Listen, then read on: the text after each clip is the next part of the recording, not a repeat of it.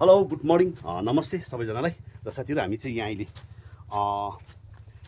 माथि आएको छौँ है। र आज किन आएको भनेर चाहिँ आज चाहिँ सफाइ अभियान है अगस्त 27 तारिक है हामीले सफाइ अभियानको कार्यक्रम राखेको छ साथीहरू है।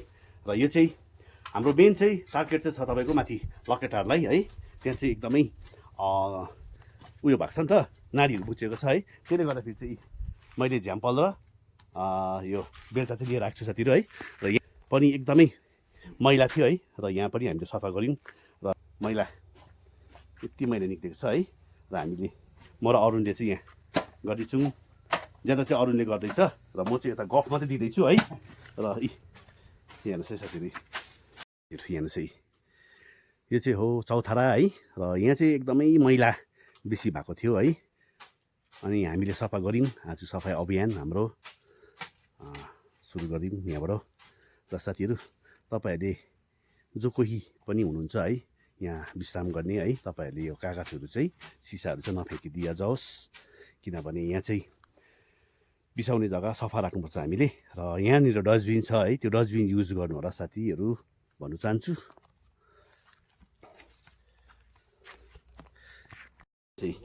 दामी भयो,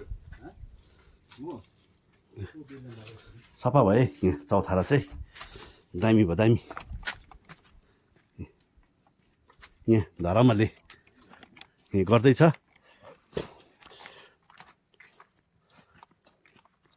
हो यता हेर है,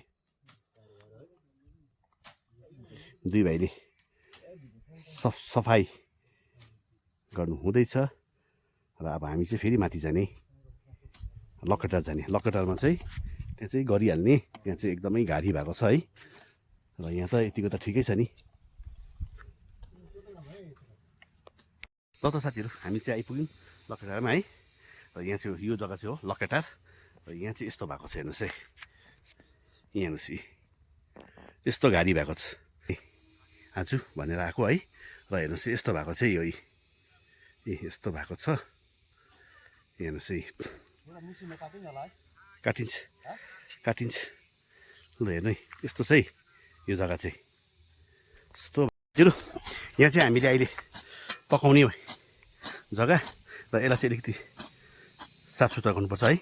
र मैले चाहिँ यसरी बेलचाले पिचाएको थिएँ, भाइले चाहिँ ल तिमी साइड साइडको फाना, त्यो म बिचको म गर्छु, यो बिचको म उकाउँछु डल्लै कि, तिमी साइडको मात्रै गर न हौ त्यस्तो। ल त्यो हिँड्ने बाटोहरू सफा गर बास बाल्छ। ल त साथी थाल्यौँ यहाँ अब हामी, घाम पनि त कस्तो कडा लागिहाल्छ त। मेसिन स्टार्ट हुनु मानेको छैन।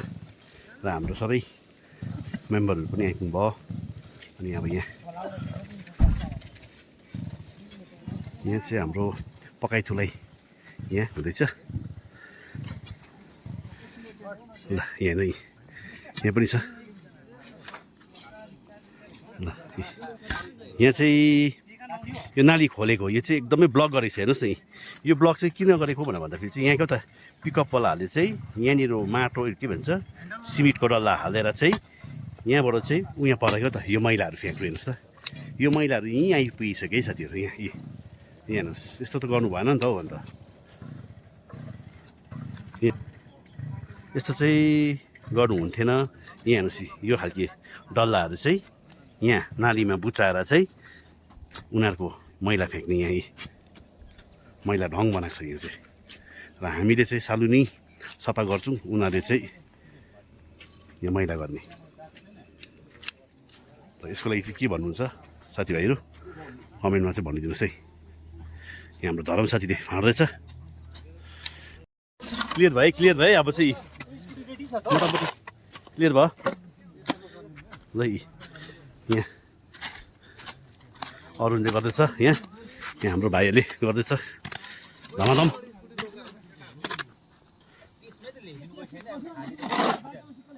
ल हाम्रो साथीभाइहरू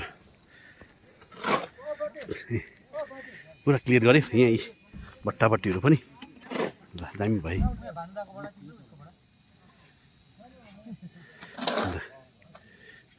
साथीहरू यो पनि सघाउनु छु। यो नाली चाहिँ दामी भयो। अब सक्नु आँट्यो। केटाहरूले स्टार्ट गरिछाडे चाहिँ यो स्टार्टै भएको थिएन है र स्टार्ट चाहिँ गरेछ केटाहरूले बनाएर पनि केटाहरूले अनि यहाँ हेर्नुहोस् यहीँ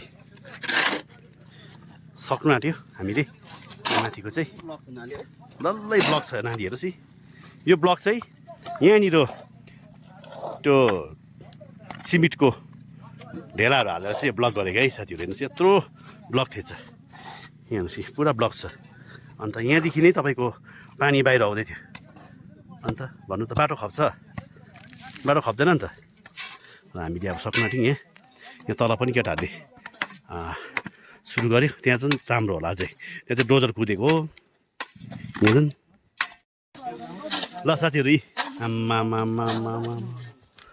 हाम्रो साथीहरूले गरेको यहाँ हेर्नुहोस् है यस्तो दामी ल साथीहरू म चाहिँ एकछिन घर गएको थिएँ मेरो काम परेर र मैले चाहिँ उकालो गरेको हामीले बिहान र अहिले यहाँ केटाहरूले चाहिँ यो र ल हेर्नुहोस् त अहिले पनि उनीहरूलाई साह्रो परिरहेछ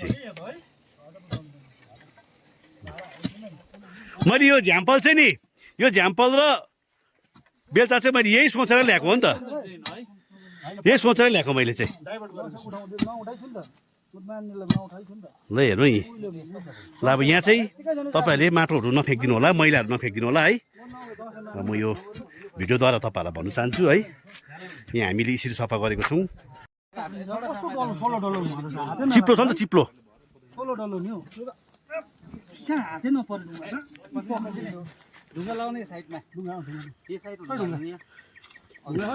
क्या डर गनाउँदैछ नि हौ ल ल लु कलम छ है मेन हाम्रो त्यो दुईटा कनिङ सोर्नुपर्छ है सबै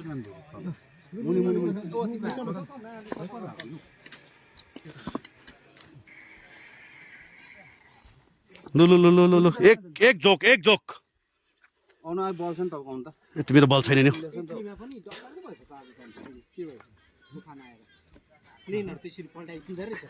लु गो हात लगाउन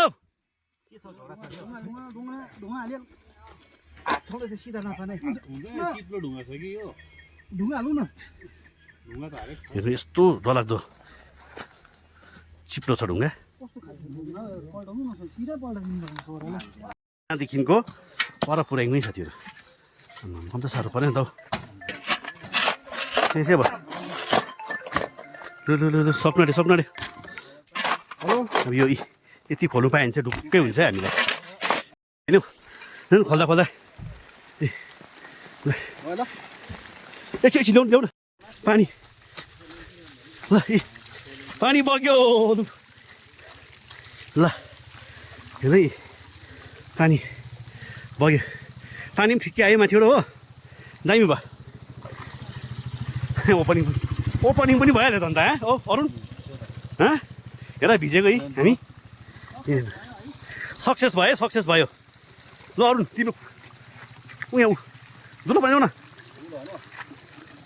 ल हेर्नु है अब यहाँबाट त गइहाल्छ नि त ओह्रालो ल साथीहरू हेर्नुहोस् है अब यो हामीले चाहिँ यो डल्लै तलसम्म खोलिदिउँ भनेको थियो है र पानी परेर हेर्नु लास्ट भिडियो लामो भए पनि तपाईँहरूले हेरिदिनु होला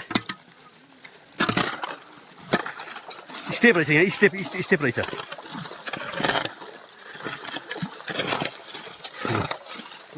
जान्दा दुलो भन्नु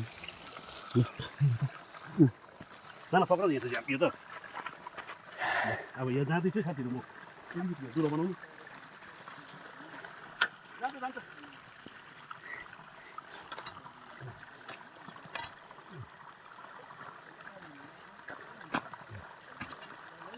त्यहाँभन्दा मुन्यो लानु पर्ने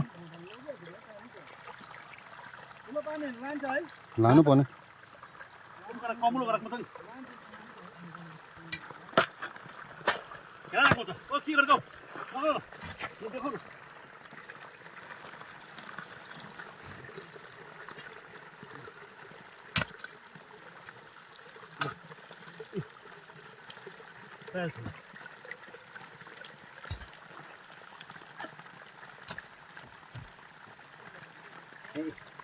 कहाँबाट आएको होला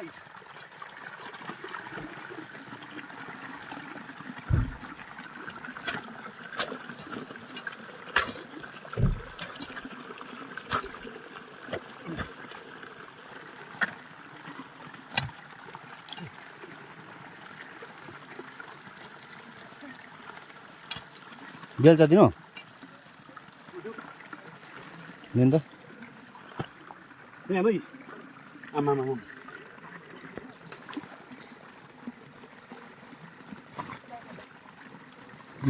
पानी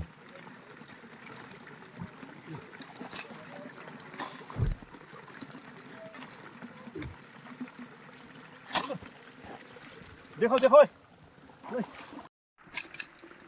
त साथीहरू हेर्नुहोस् है हामी चाहिँ सक्यौँ है र अझै पानी परेर त